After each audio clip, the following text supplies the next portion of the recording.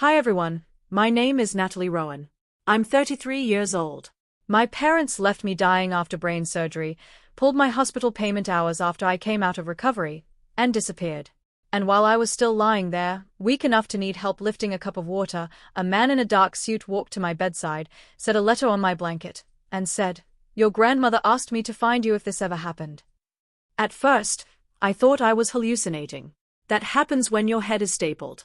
Your vision is still cloudy from anesthesia. And every sound in the room feels like it's arriving through water.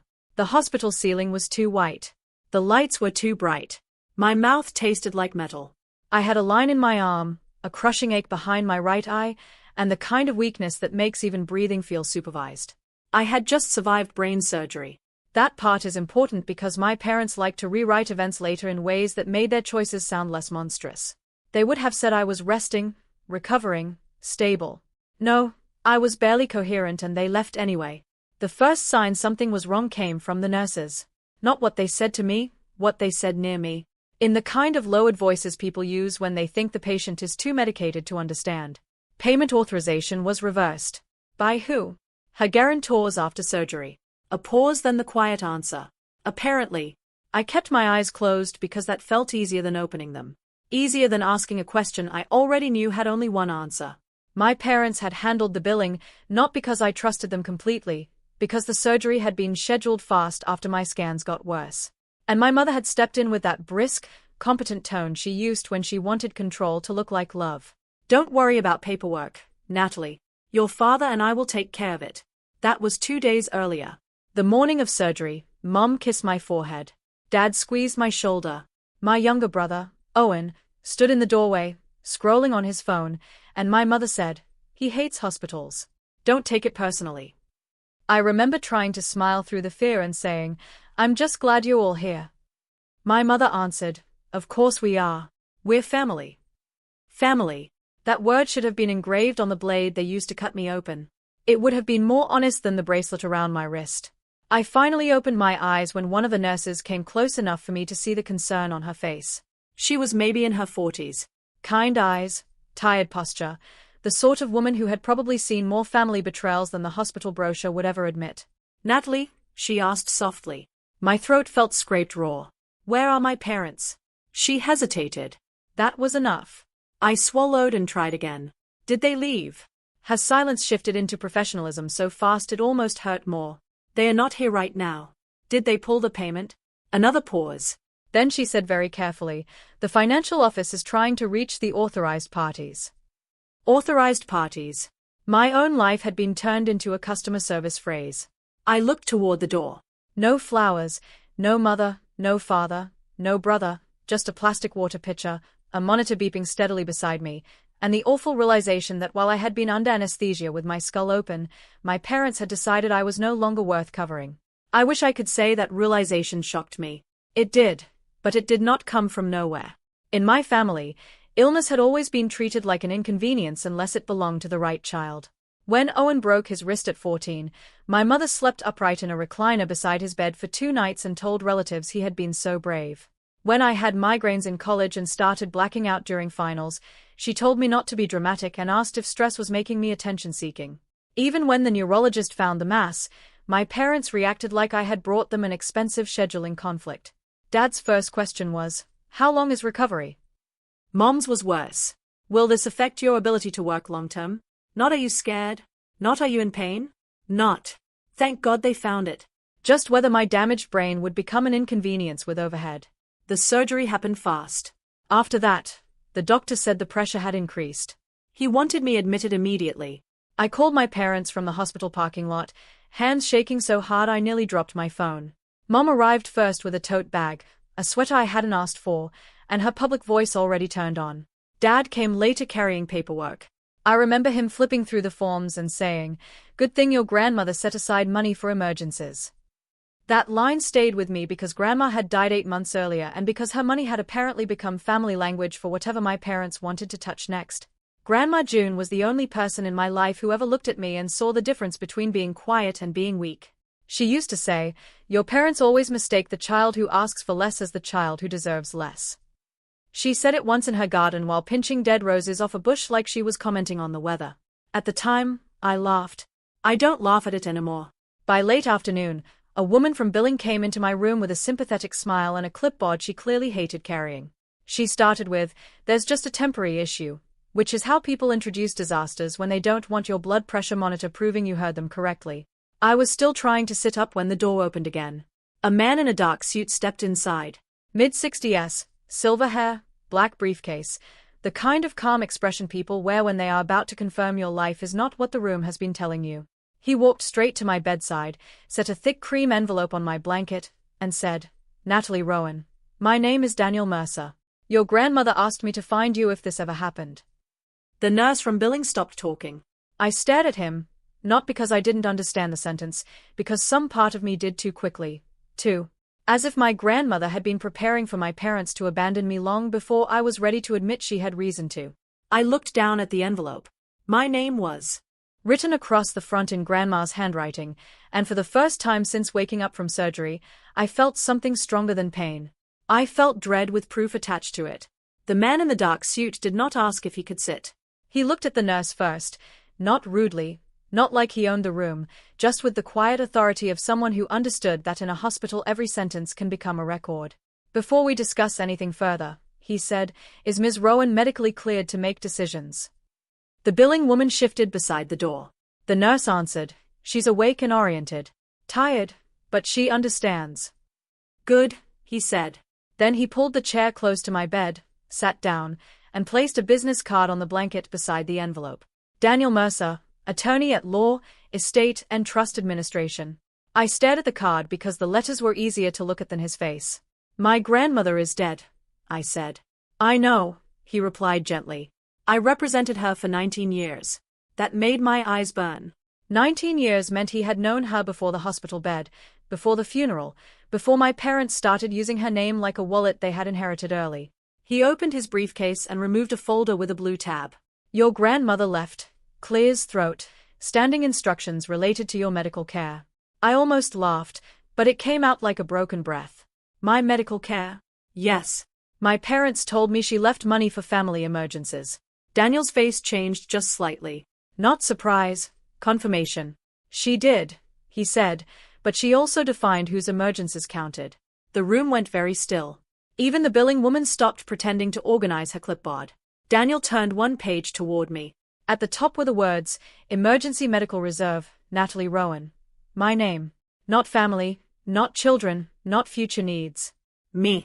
I tried to lift my hand toward the page, but my fingers barely moved. The nurse noticed and helped adjust the bed a little higher. That small kindness almost undid me. Daniel spoke quietly. "Your grandmother became concerned 3 years ago when she learned your parents had discouraged you from pursuing additional neurological testing." I closed my eyes. Of course, she knew. Grandma always knew the things people tried to make sound normal. The first MRI had been delayed because my mother said specialists were expensive and migraines ran in families. The second appointment was pushed back because Owen had wrecked his car and needed help with repairs. When I finally fainted in a grocery store aisle, Grandma was the one who drove me to urgent care while my mother texted that I was spiraling again. Daniel continued. "She told me, and I'm quoting her, if Natalie ever needs real care, her parents will call it overreacting until the bill arrives. Then they will call it unfair." A tear slid into my hairline. I hated crying lying down. It made grief feel trapped. He reached into the folder and removed another document. "This morning, shortly after your surgery began, your parents executed authorization as guarantors for the hospital payment. 4 hours later, after the procedure was completed, they reversed the payment and requested release of funds back to their account." The billing woman whispered, "Mr. Mercer." He looked at her. "Is any part of that incorrect?" She swallowed. "No." I looked at the ceiling. For a moment, I could not feel my body at all.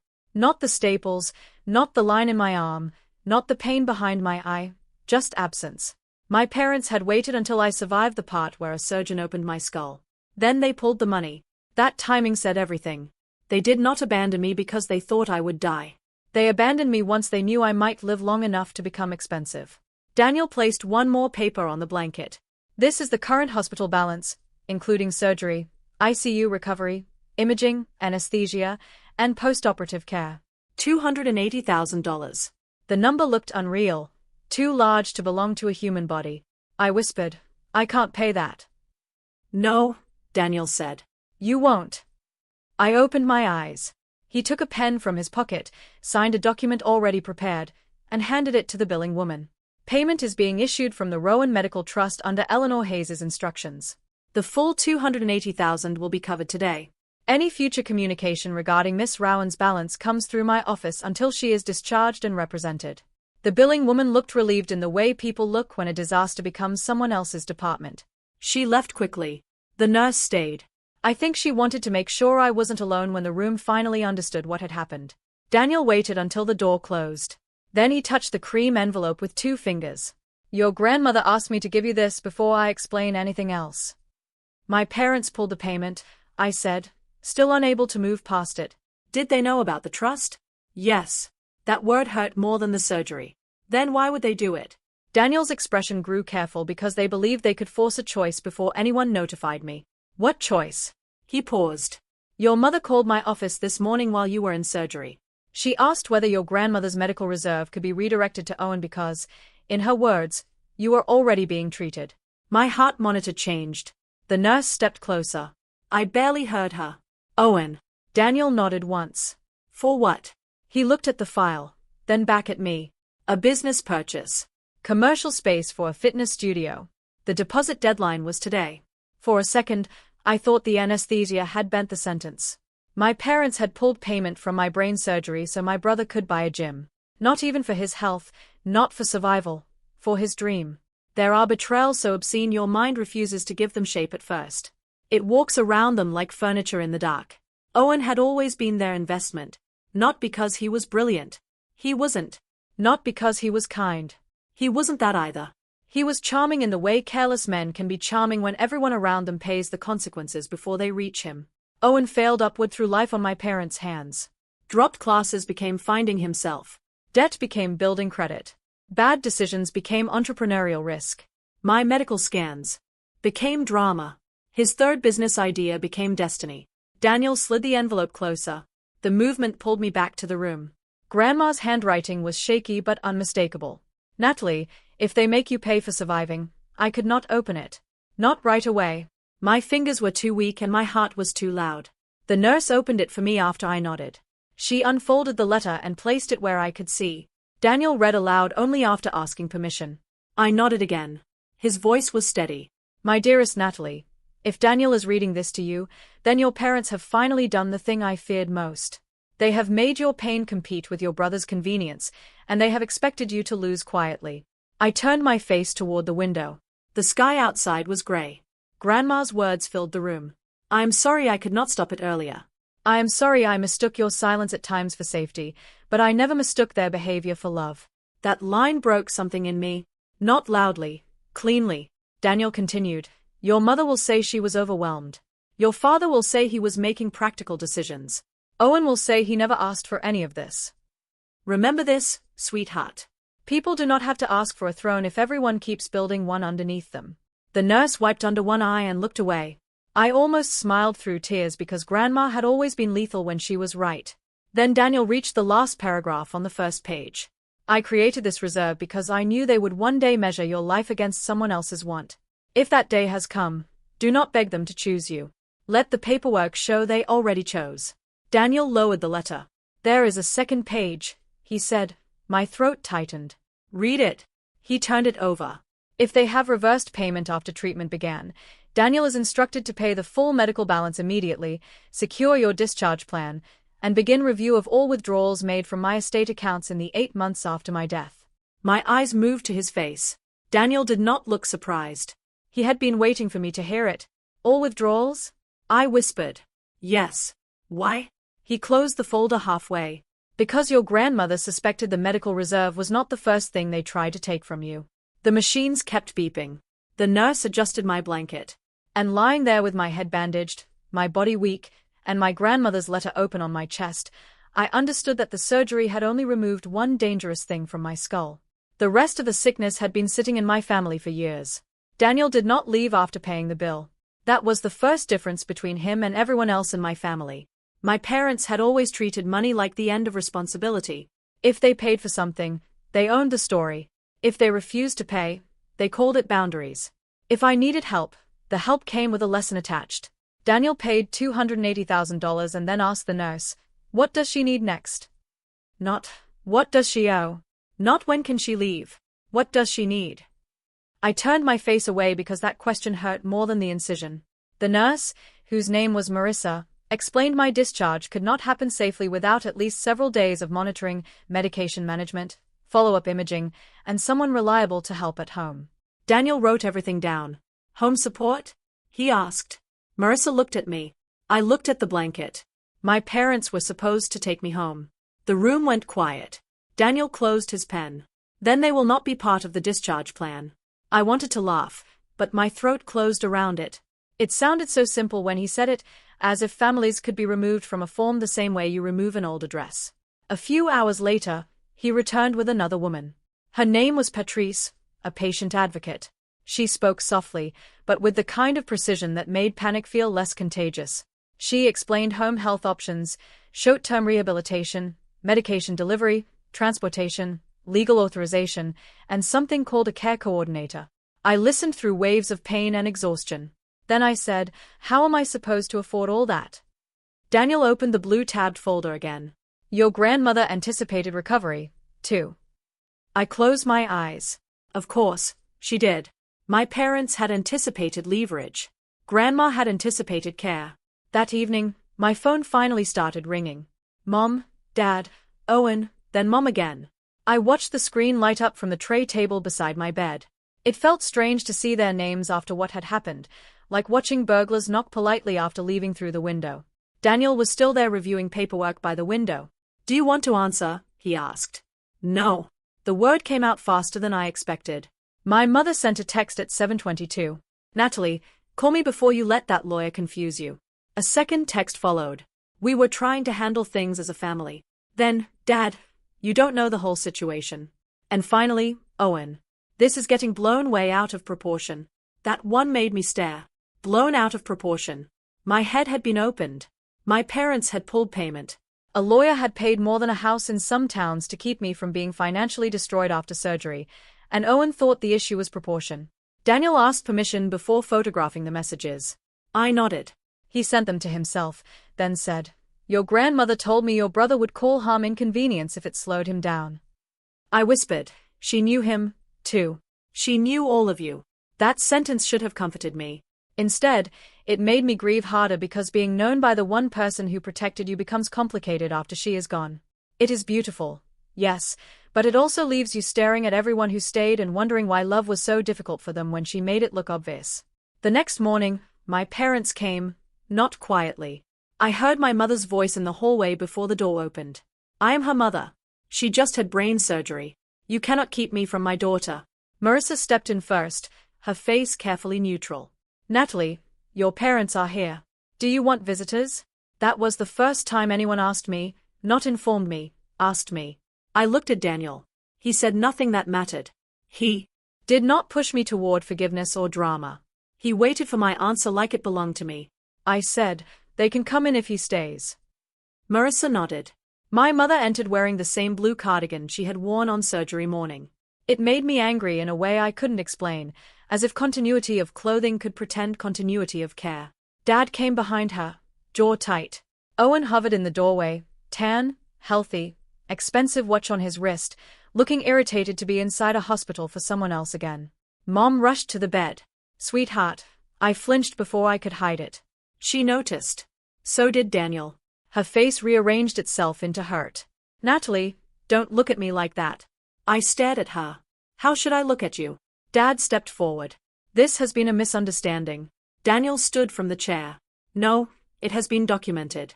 Dad's eyes went to him. "And you are?" "Daniel Mercer, Eleanor Hayes' attorney." Mom's face went pale at Grandma's name, not with grief, with recognition. Owen frowned. "Why is Grandma's lawyer here?" I looked at him. "Because she knew," he gave a short laugh. "Knew what?" Daniel answered calmly. "That your parents might attempt to redirect Natalie's medical reserve toward you." Owen's mouth opened, then closed. My mother whispered, "That is not fair." I almost smiled. Fair? That word had been missing when they pulled the payment. Dad said, "We only paused it." Daniel opened the folder. You reversed the authorization after surgery was completed. We intended to fix it. With what funds? Daniel asked. Dad's face hardened. Mom started crying. Your brother had a deadline, Natalie. He was going to lose the building. The building? I repeated. My voice sounded distant. You pulled payment from my brain surgery because Owen wanted a building. Owen snapped. It wasn't like that. I turned my head toward him slowly. The movement hurt, but I wanted to see his face when I said it. Then what was it like? He looked at Mom. That was his answer. He had never needed to build his own defense. Someone always arrived with one. Daniel placed a copy of Grandma's letter on the tray table. Mom saw the handwriting and froze. Dad saw the legal header and went still. Owen saw nothing except that the room was no longer bending around him. Daniel said, Eleanor instructed a review of estate withdrawals if this event occurred. That review has started. Mom's tears stopped completely. That scared me more than the crying. Dad said, You have no authority to do that. I have the authority your mother gave me, Daniel said. And now that Natalie is alert, she can decide whether to cooperate with the review. All three of them looked at me. There it was. The old room, the old pressure, Mum's wet eyes, Dad's anger, Owen's wounded disbelief, the family waiting for me to make the painful thing easier by becoming reasonable again. My body was broken. My head was bandaged. My voice was barely stronger than breath. But I heard Grandma's line in my mind as clearly as if she was standing beside the bed. Do not beg them to choose you. Let the paperwork show they already chose. I looked at Daniel. What do you need from me? Mom made a sound like I had slapped her. Daniel's voice stayed calm. Permission to request account records, hospital communications, and any estate disbursements made under the claim of family emergency. I looked back at my parents. Dad's face had changed. Mom's had emptied. Owen suddenly looked less confused than afraid. And that was when I understood the medical payment was not the first betrayal. It was just the first one that happened while witnesses were watching. I said, You have my permission. My mother sat down. That was the first sign the room had shifted. She did not faint. She did not protest. She did not reach for my hand. She simply lowered herself into the chair beside the bed like her knees had stopped trusting her. Owen looked at her. Mom. She did not look back. Dad did enough. He said Natalie is recovering. This is not the time. Daniel closed the folder. Actually, he said, your timing is the reason we are here. That sentence hit the room cleanly. For years, my father had controlled conflict by deciding when it was appropriate to discuss pain. If I brought something up during dinner, I was ruining the meal. If I brought it up later, I was holding a grudge. If I brought it up calmly, I was calculating. If I cried, I was unstable. There was never right time to name what they did. Only endless wrong times chosen by the people doing it. Daniel stepped closer to the foot of my bed. The review does not require an argument in this room, but since all parties are present, I will be clear. Eleanor's medical reserve was legally designated for Natalie's care. Any attempt to redirect it without authorization will be documented. Any estate funds already redirected under false emergency claims will be examined. Mom covered her mouth. Owen said, False emergency. Daniel looked at him. Your fitness studio deposit was listed as a family emergency. Owen's face flushed. I didn't write that. No, Daniel said, but you were the beneficiary. Owen took a step back like the word had touched him. Beneficiary. People like my brother loved gifts until someone used the correct name for them. Dad's voice dropped. You're making accusations without context. Daniel nodded once, then provide it. The room went quiet. I almost laughed because context was my parents' favorite word when nobody asked them for details. Now that someone had opened space for it, they had nothing ready that could survive being written down. Mom finally looked at me. Natalie, sweetheart, we were scared. I stared at her. Of what? She blinked. Of losing you. The words came too late and arrived too clean, like flowers from a gas station after the funeral. I looked at the monitor beside me, at the 4 line in my arm, at the dried antiseptic near my temple, at the woman who had left my payment hanging in a billing office while she worried about Owen's building. You pulled the money after surgery, I said. Her face crumpled. Your father said it would be fixed before you woke up. Dad snapped. Linda, there it was, not an apology, a leak. Daniel wrote something down. Owen looked between them. Wait, you said Natalie had already been covered. Nobody answered him. The silence did. For the first time, Owen was not just being protected by the lie. He was inside it looking around. He turned to Dad. You told me Grandma's money was just sitting there. Dad's jaw clenched. Mom whispered. We were going to replace it. With what? I asked. She looked at me helplessly. That helplessness made me colder than her excuses because I had seen my mother become competent for Owen 1,000 times. She could find money, make calls, negotiate, pressure relatives, cry to the right person, flatter the next. She became helpless only when the person needing rescue was me. Daniel opened another section of the file. There are already preliminary concerns, he said. 3 estate transfers marked as household stabilization. 1 marked as Owen business bridge. 2 marked as Natalie medical consultation. I tried to turn my head too quickly. Pain shot behind my eye. Marissa touched my shoulder. Slowly. I breathed through it. Daniel waited until I nodded. Medical consultation? I asked. He looked at my parents. Would either of you like to explain those? Dad's face hardened into something ugly and familiar. She never went without care. That was such a careful sentence. Not she received the money. Not we spent it on her. She never went without care. Daniel turned 1 page. One of those transfers was made 2 weeks after Natalie Ken led a neurologist appointment. I remembered that appointment. I had Ken led it because Mom told me the insurance situation was messy and I should wait until she sorted it out. Then Owen posted a picture from a new equipment expo in Denver. The memory arrived slowly then all at once. That paid for his trip, I whispered. Owen's voice came small. What trip? The Denver expo, I said. He shook his head. Mom said Dad paid for that. Mom began crying again, but this time no one moved toward her. Not Dad, not Owen, not me. There are tears that ask for comfort and tears that reveal strategy. My mother had used both for years. The difference was now we had documents on the table. Daniel's voice stayed even. This review will continue outside this room. Natalie needs rest. Dad pointed at me. If you do this, you are destroying this family. I looked at him for a long second. My body was so weak, I could not sit upright without help. My skull HDHD. My throat was dry. My future had become a stack of medication schedules and follow-up scans. But somehow in that moment, I felt steadier than he looked. No, I said. You just hate that I survived with a witness. That silenced him. Not because it was poetic, because it was true. Marissa stepped forward. Visiting time is over. Mom stood slowly. Natalie, please. I closed my eyes. Not because I was afraid of her, because I was done letting her face decide my guilt. Leave, I said. The word was barely above a whisper, but everyone heard it. Owen was the last one at the door. He looked back at me and for the first time in my life, he did not look annoyed. He looked afraid of the family that had built him. After they left, Daniel stayed by the window while Marissa adjusted my medication. The room settled into hospital sounds again. Beeps, wheels in the hallway, a distant announcement over the speaker. I thought I would feel victorious. I didn't. I felt hollow. That is the part stories do not always explain. When the truth finally enters a room, it does not immediately fill the space. Sometimes it just removes the lie and you sit there feeling how much of your life had been built around it. Daniel seemed to understand. He placed Grandma's letter back within reach and said, "There is one more thing your grandmother left for you." I opened my eyes. More paperwork.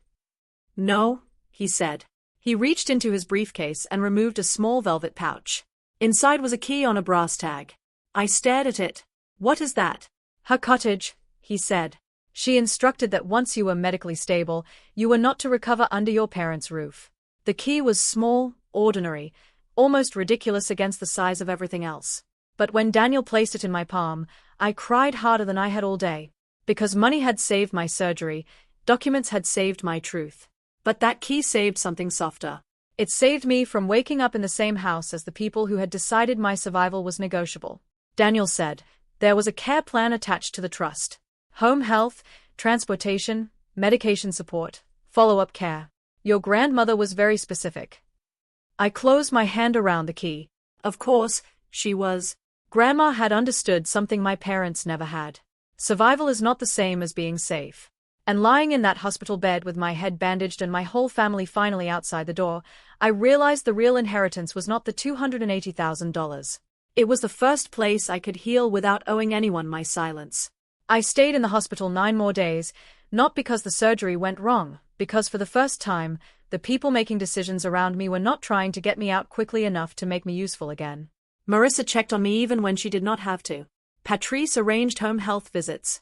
Daniel came every afternoon with updates, never staying too long, never turning my room into a courtroom. The review moved quietly at first.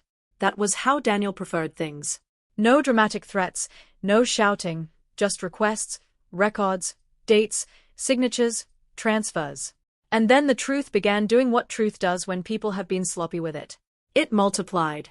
The 2 Natalie medical consultation transfers had not gone to doctors. One paid for Owen's Denver business trip. The other covered a deposit on equipment for the fitness studio he had not even opened yet. The household stabilization payments went into my parents' joint account and then moved out in pieces. Credit cards, a bathroom renovation, Owen's truck repairs. Every time Daniel told me another detail, I waited for the pain to surprise me. It didn't. That was the strangest part. The surgery had cut something out of my head, but the review cut something out of my memory. The fog, the excuses, the maybe they meant well, the maybe I misunderstood. By the time I was discharged, I did not feel confused anymore. I felt tired and cleanly angry. Daniel drove me to Grandma's cottage himself. It sat at the end of a narrow road lined with pine trees, small and white with blue shutters, the kind of place I had visited as a child and never realized had been waiting for me. There were groceries in the refrigerator, clean sheets on the bed, medication instructions on the kitchen counter, and a note in Grandma's handwriting taped to the inside of the front door. Rest here before anyone asks you to carry them again. I stood there with my walker, my bandaged head, my hospital bag on the floor, and cried so hard Daniel quietly stepped outside and pretended to check his phone. The first weeks were not pretty. Recovery is not cinematic. It is pills at 3 o'clock in the morning. It is nausea. It is crying because your hand shakes while brushing your teeth. It is forgetting a word, and panicking that your brain will never be yours again. But nobody in that cottage called me dramatic. Nobody asked when I would be back to normal. Nobody needed my pain to become convenient. A home health nurse came 3 times a week. Patrice handled appointments. Daniel handled the case. Grandma's trust paid for the care exactly as she had ordered. My parents tried to reach me constantly at first.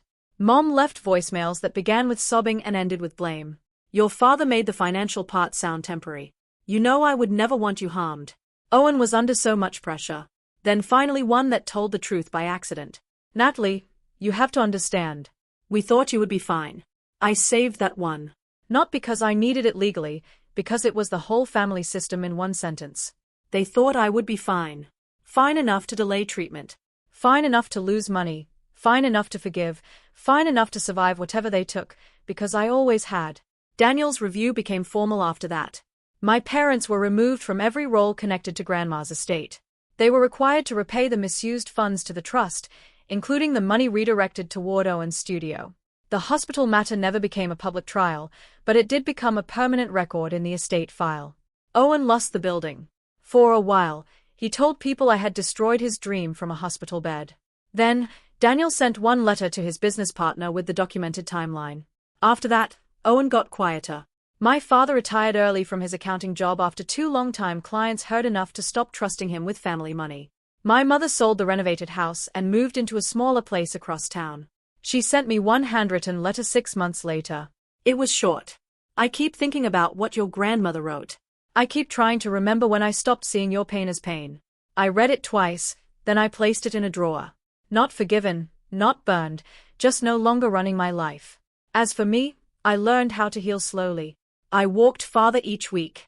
First to the mailbox, then to the end of the driveway, then down the road under the pines. My hair grew back unevenly near the scar. I bought soft scarves, then stopped wearing them when I got tired of hiding proof that I had survived. The first time I cooked in Grandma's kitchen, I made toast and soup and had to sit down halfway through. I laughed, then I cried, then I finished the soup. That became my recovery in miniature. Stop. Breathe. Continue. One afternoon, almost a year after the surgery, Daniel brought me the final accounting. Everything had been restored to the medical trust. The care plan would continue as needed. The cottage was transferred fully into my name.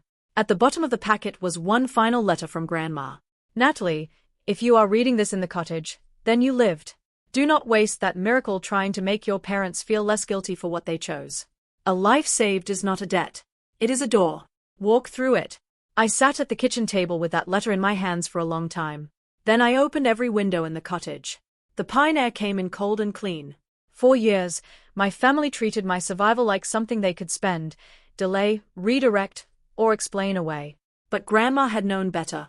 She knew love was not the person who cried loudest at the hospital bed. Love was the person who prepared a way out before the wound ever opened. And in the end, my parents did not leave me dying. They left me exposed. Grandma left me protected. Thank you for being here. If you were in Natalie's place, would you ever answer your parents again after they pulled payment from your surgery to fund your brother's dream? And if your grandmother had left you proof, protection, and a place to heal, would you fight for the truth or disappear into peace? Tell me in the comments. And if this story stayed with you, please like the video and subscribe to the channel. I'd love to see you in the next.